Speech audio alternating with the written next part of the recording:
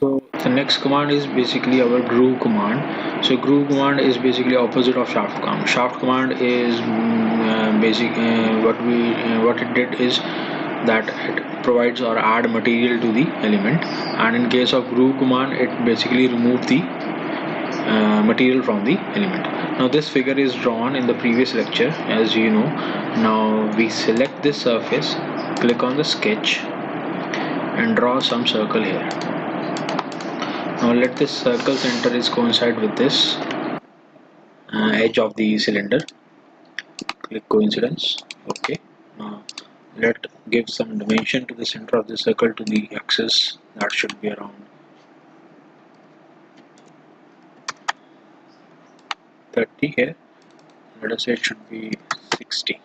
So this circle coincide with the corner of this cylinder. Now as you know that a cylinder doesn't have any edges vertically, so it is very difficult or it is impossible to make circle coincide with this edge of the cylinder.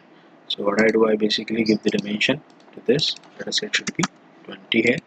Now the sketch is fully defined as a green in color. Exit the sketch, click on the groove command, click the sketch, you can say click the element you want to uh,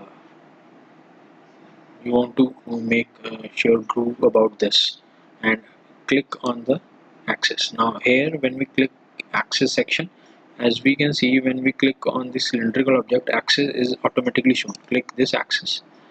Now the groove command is applied. Click preview. As you can see, this material is removed from the edge of the cylinder. Similarly, you can also define the limits to the groove command. Now if it is 270 degree, you want 50 degree here, and you want 20 degree here, second angle limit, click preview. Now groove command is applied to the 50 degree element, not 20 degree. Why? Because in case of 20 degree, you can see here there is no material to remove, so command is not applied here. But in case of 50 degree first angle limit, material can be removed because cylindrical object is made here and material is available, so the material is removed from the element. Similarly, you can change you can define the various axes here. Like when you click on the cylinder, you can define the axis, and if you want to make it 0, click 0, click preview. Only 50 degrees applied. You can reverse the direction of the groove, preview. Now why it is not operating? Because in case of reverse direction, since no material is available here, so no groove can be applied, so topological some error is shown here. So what we do, I just basically reverse the direction, preview, and click OK. So you can see this element here.